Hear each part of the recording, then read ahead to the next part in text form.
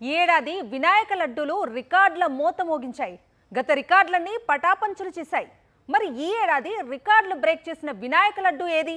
ఏపీలో లడ్డూ వేలం ఎలా సాగింది? తెలంగాణలో వినాయక లడ్డూలు రికార్డులు ఏంటి?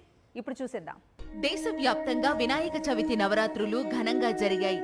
గణేశుడికి ప్రసాదంగా ఉంచిన లడ్డూలకు జరిగిన వేలం పాటలో ఈ ఏడాది సరికొత్త రికార్డులు నమోదయ్యాయి.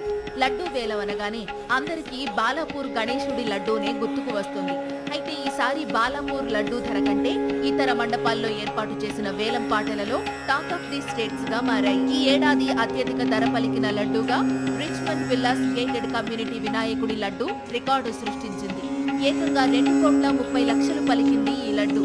బండ్లగూడ జాగీర్ మున్సిపల్ కార్పొరేషన్ పరిధిలోని సన్ సిటీలో ఉన్న రిచ్మండ్ విల్లాస్ గేటెడ్ కమ్యూనిటీలో గత ఏడాది రికార్డులను బ్రేక్ చేశారు.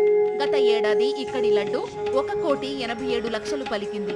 ఈసారి అంతకు మించి అన్నట్టుగా వేలం సాగింది. హైదరాబాద్ లోని నాలెడ్జ్ సిటీ సెంటర్ లోని మై హోమ్ పూజా గేటెడ్ కమ్యూనిటీలో పోటాపోటీగా సాగిన వేలం పాట పాత రికార్డుని బద్దలు కొట్టింది. ఖమ్మం జిల్లా ఇల్లందుకు చెందిన రియల్ ఎస్టేట్ వ్యాపారి కొండపల్లి గణేష్ 51,07,777 రూపాయలకు పలికి సరికొత్త రికార్డుని నెలకొల్పారు.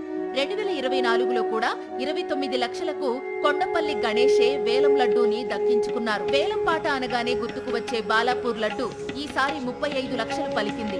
నువ్వా నేనా అన్నట్లు సాగిన బాలాపూర్ లడ్డూ వేలంలో చివరికి పైచేయి సాధించిన కర్మల్ ఘాట్ కు చెందిన లింగాల దశరథ్ గౌడ్ బాలాపూర్ లడ్డూని దక్కించుకున్నారు.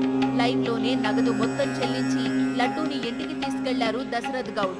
ప్రకాశం జిల్లా సిఎస్పురం మండలం అయ్యలూరివారిపల్లిలో లడ్డూతో పాటుగా కలశాన్ని కూడా వేలంలో పెట్టారు.